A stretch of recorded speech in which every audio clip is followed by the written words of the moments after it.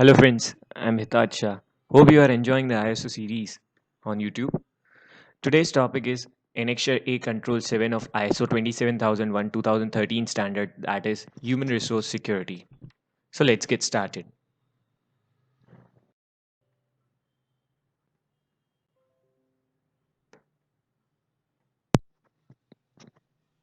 Human Resource Security. As it said, people are said to be the weakest link in any security system. So ISO 27001-2013 classifies this annexure control into three objectives, that is prior to employment, during the employment, and termination and change of employment. That is when an employee enters the company, when an employee works for the company, and when an employee leaves the company.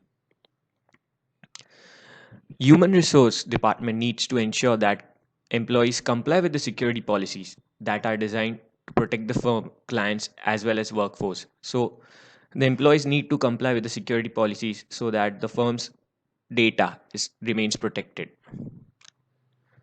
Human resource department also needs to make sure that employees are aware of these policies and procedures so they can impart trainings to various employees. HR department also needs to work with management to investigate and address these violations in these rules.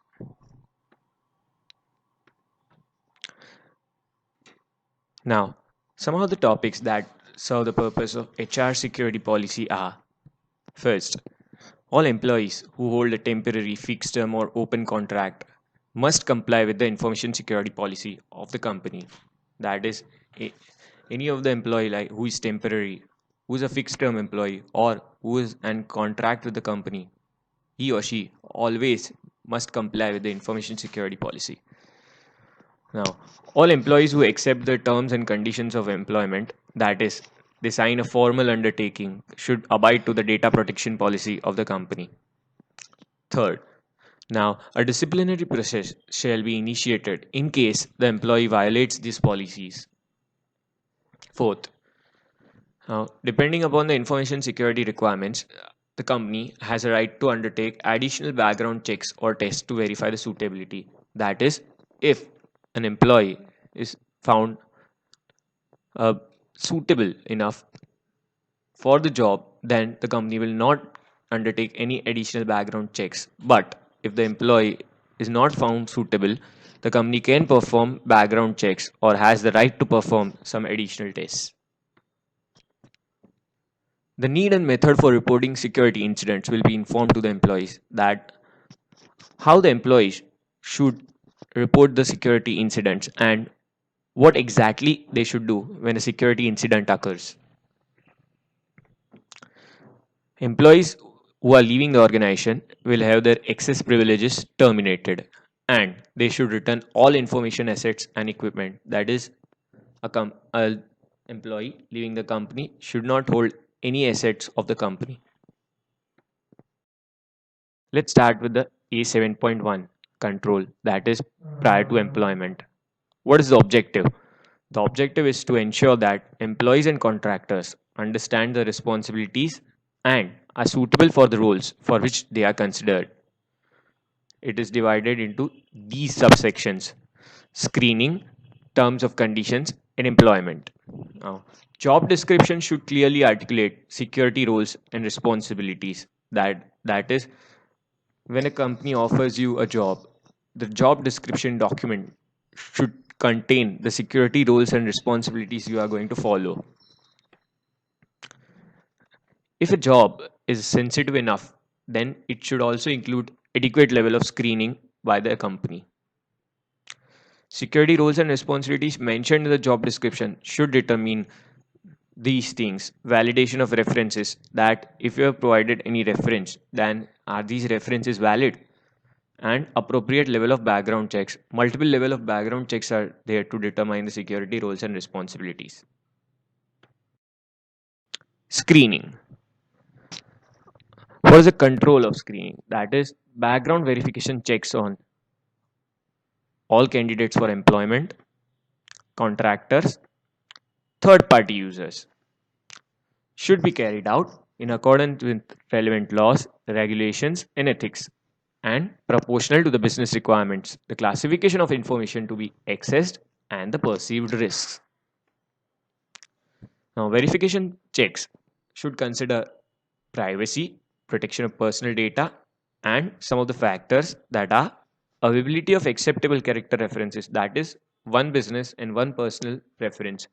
You should always verify the references mentioned in an applicant CV. Completeness and accuracy check of applicant CV, that is the applicant CV complete? Is the information mentioned in the CV accurate? Confirmation of academic and professional qualifications claimed by the applicant. When an applicant claims some academic achievement or a professional achievement, you need to verify that whether the achievement is right, whether the achievement given in CV is actually done by the employee, is actually achieved by the employee. Identity check independently, that is, verification of passport, PAN, and uniquely identifiable documents. Detailed checks, that is, the credit checks as well as the criminal record checks for the employees.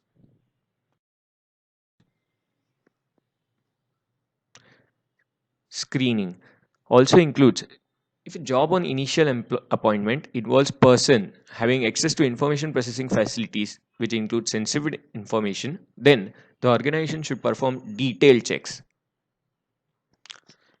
Some of the criteria and limitations for verification checks should be defined by the procedures. That is, who is eligible to screen people? How will be the verification checks carried out? When will be the verification checks carried out? Now, the contract with the contractors and third party users include roles and responsibilities for screening as well as the notification procedures. Screening again. Different types of screening tests that are performed are background screen, that is, you check the background of the applicant. Credit check, whether the applicant is credible enough to be an employee or to work with you. Physical examination, whether the applicant has any physical disabilities. Drug testing, whether the applicant takes drugs or is he drug free, whether he smokes, whether he has any addiction to other types of drugs. Simple job task, that is simulation.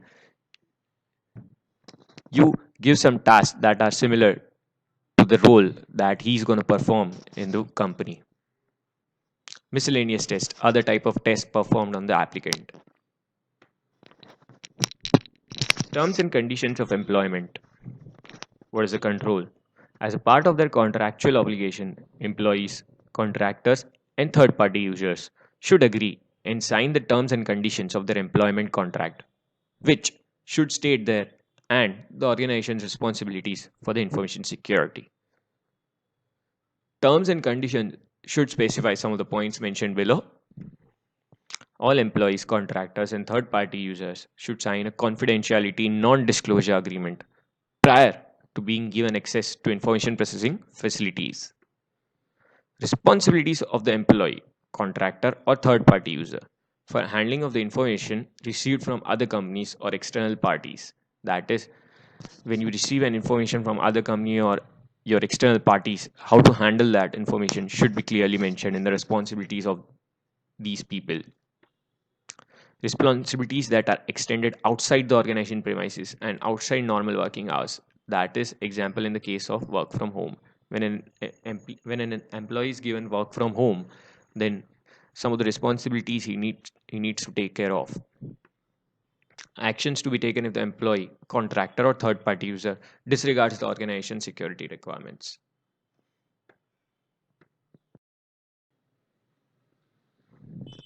Termination and change of employment, that is, when an employee leaves the company.